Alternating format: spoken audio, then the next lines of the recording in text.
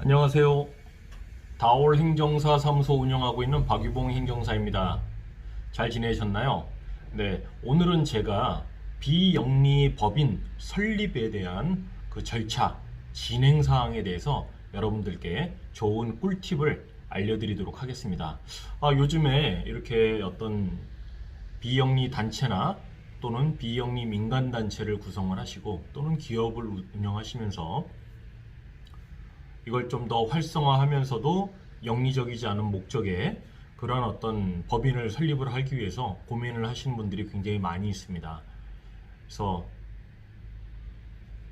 제가 오늘 말씀드리고 싶은 거는 실제 개인이나 또는 단체나 또는 이렇게 회사에서 본인들이 직접 한번 이렇게 비영리 법인 설립 신청을 진행을 하시다가 사실 굉장히 어렵거든요.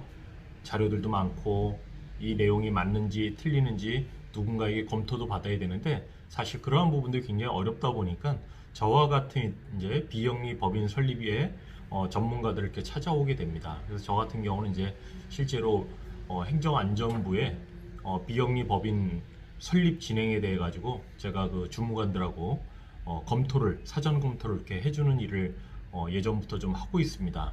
그래서 그러다 보니까 요번에 이제 맡았던 비영리 법인 같은 경우에도 서류는 전체적으로 그 양식을 다 잘 꾸미셨는데 미흡한 내용들이 좀 많이 있더라고요. 그래서 그걸 제가 하나씩 하나씩 코멘트를 한번 해드렸었는데, 자, 오늘 제가 말씀드린 내용 한번 잘 들어보시고 직접 한번 해보시는 것도 좋고, 아니면은 또는 직접 정부 기관이라든가 아니면 각 시도 지방자치단체에 있는 비영리 법인 또는 사회적 협동조합 또는 비영리 민간단체 이렇게 설립하는 거 담당 주무하고 미팅도 한번 하시면서 필요한 자료를 좀 획득을 하셔가지고 진행을 하시면 시행착오를 좀 줄이지 않을까 싶어서 오늘 말씀을 좀 드리겠습니다. 자, 먼저 비영리 법인, 사단법인이고 재단법인이죠. 자, 앞서에도 제가 여러 번 방송에도 이렇게 말씀을 해드렸듯이 사단법인은 사람으로 구성된 법인이 사단법인이고요.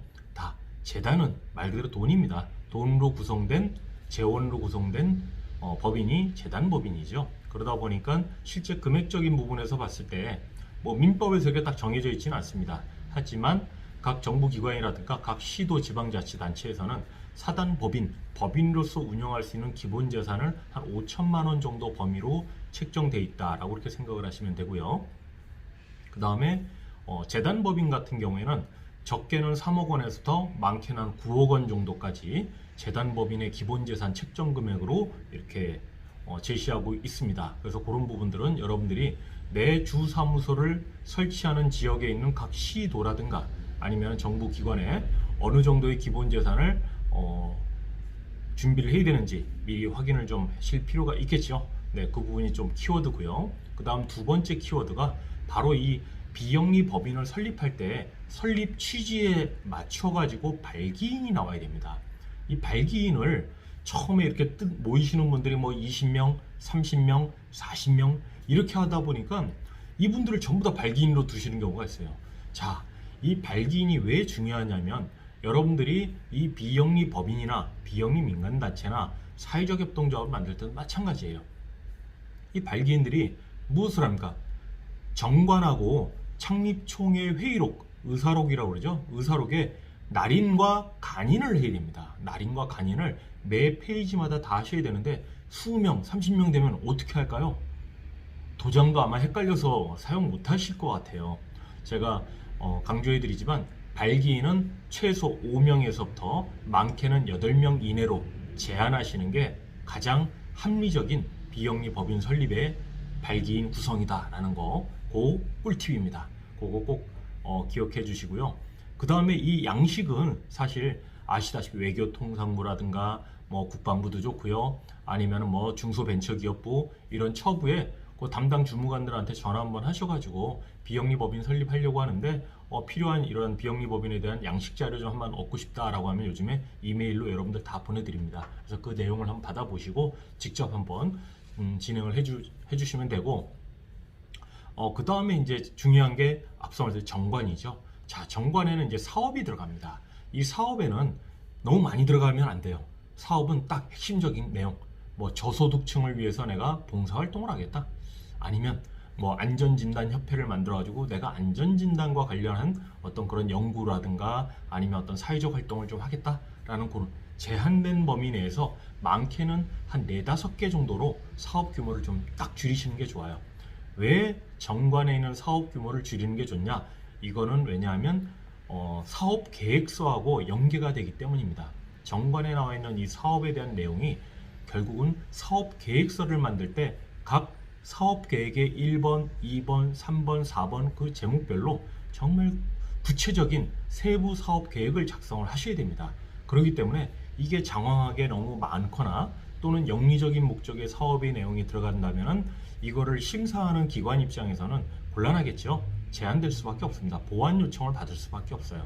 그렇기 때문에 반드시 정관에 들어간 사업 내용은 4-5개 정도로 딱 제한을 좀 두시고 그 다음에 이제 비영리법인 설립한 이후에 활동을 하시면서 영역이 점점 넓어지거나 또는 확장을 하실 때는 총회라든가 이사회를 통해 가지고 정관의 그 사업 내용을 변경하시는 게 좋은 방법입니다. 그렇게 진행하시면 되고 그 다음에 이제 임원 선출이죠. 임원의 결격 사유를 많이 누락하시는 경우가 있는데 임원의 결격 사유 반드시 확인하시고 임원을 구성을 하시는데 뭐 상근 임원도 있겠죠. 네, 비상근 임원도 있고 그런 부분도 좀 고려하셔서 하시면 되고 그 다음에 회비에 대한 부분도 정회원 얼마, 준회원 얼마 뭐 이런 식으로 명예회원도 둔다든가 이러한 방법으로 좀 구분을 좀 하시는 게 좀 좋을 것 같고요. 자, 회원을 하고 난 다음 이 비영리법인에서 제일 더 중요한 게 뭐냐면 해산입니다. 해산을 할 때는 반드시 지방 또는 국가지방자치단체에 귀속을 하거나 동일한 목적 사업을 가진 유사한 법인에게, 유사한 비영리법인에게 이 재산을 귀속을 해야 된다라는 걸 명시를 해야 됩니다. 자, 여기서 이 해산할 때 이 재산에 대한 귀속을 넣는 이유가 있죠. 제가 요 앞전에 제가 유튜브로 하나 올려드렸는데 과거에는 사실 지정기부금단체라고 했었죠. 그 지정기부금단체가 지금은 공익법인 지정으로 바뀌었습니다. 그래서 공익법인 지정을 받기 위해서는 지금 방금 말씀드린 정관의 해산의 내용 목적에 그 내용이 딱 반드시 들어가야 한다라는 거 그거 좀 명심하시면 좋겠고요. 그 다음에 정관에 말씀드렸듯이 발기인들 맨 뒷장에 이렇게 명시하셔가지고 간인과 날인 할 수 있도록 그렇게 준비하시면 되고 그 다음에 이제 중요한 게 여러분들 방금 말씀드린 사업계획서. 사업계획서는 말씀드린 정관 안에 있는 사업의 내용을 세부적으로 세부 계획을 나누어 가지고 이렇게 목적, 방향, 뭐 거기에 들어간 예산이 필요하고 담당자가 있겠죠. 그 담당자도 넣고 사업 내용에 구체적으로 어떻게 실현할 건지 그러한 내용 들어가시면 좋고 그 다음에 그 사업에 대한 뭐가 들어요? 예산이 들어가죠. 네, 예산 수입이 있을 거고 지출이 있을 거라는 거죠. 수입은 얼마, 지출은 얼마 정도로 잡고 내가 이 사업을 진행을 할 것인지 이걸 각 사업별로 구분을 하셔가지고 최종 수입, 지출, 예산 결의서를 만드셔야 됩니다. 그래서 수입, 지출, 예산 결의서 만드시고 이러한 부분에 대한 지금 준비된 사항들을 어떻게 할까요? 네, 창립총회를 열어야죠. 그래서 창립총회를 열기 전에 회원들에게 미리 사전에 공지를 좀 하시고 최소 10일 이전에 공지하셔가지고 언제 어디서 이렇게 창립총회를 진행한다. 요즘같이 이제 코로나 시기일 경우에는 뭐 회원이 한 100명 이상 되실 경우에는 다 참석을 못 하시잖아요. 그럴 때는 이제 일부 한 20명 정도 범위 내에서 좀 제한을 해가지고 참석을 하셔가지고 운영을 하시고 나머지 분들은 뭐 줌이라든가 이런 온라인상으로 회의를 진행할 수 있는 방법을 모색하셔가지고 이렇게 하시면 더 좋을 것 같습니다. 그렇게 하시면 자 창립총회 때 뭘 작성을 해야 되죠? 네, 바로 창립총회 의사록입니다. 이 의사록에는 반드시 들어가야 될 게 첫 번째 정관의 승인, 정관을 승인해야겠죠. 두 번째 임원 선출의 건입니다. 그 다음 세 번째가 뭐가 들어갈까요? 바로 방금 말씀드린 사업 계획입니다. 사업 계획에 대한 승인, 그 다음에 예산, 그 다음에 나머지 다섯 번째가 기타 뭐 협회의 발전 사항이라든가 기타 논의할 사항이 있겠죠. 그런 거를 의안 제목으로 두시고 이 창립총회 의사록을 작성을 꼼꼼하게 하시면 되겠습니다.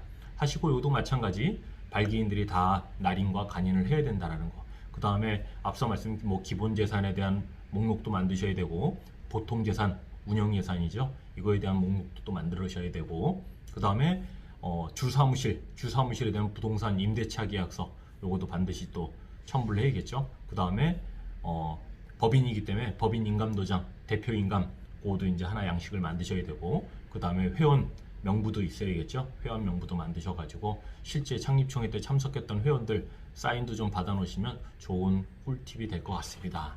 오늘 제가 비영리 법인 설립 허가 신청 등 절차에 대해서 좀 말씀을 드렸는데요. 직접 여러분들 한번 해보셔도 좋고, 또는 뭐 이 방송을 듣는 행정사분들도 너무 긴장하지 마시고 한번 시행착오를 겪는다 생각하시고 비영리 법인 설립 절차를 해당 담당 관청의 주무관들과 협의를 하셔가지고 해보신다면 큰 도움이 되실 것 같습니다. 네, 오늘 제가 비영리 법인에 대해서 간략하게 한번 다시 언급해드렸는데, 뭐 시행착오라는 건 너무 좋습니다. 한 단계 또 발전할 수 있고 업그레이드 될 수 있기 때문에 여러분들 이렇게 실제로 한번 준비하시고 진행하시면 큰 도움이 되실 것 같습니다. 네, 오늘도 화이팅 하시고요. 행정사의 미래는 밝습니다. 감사합니다.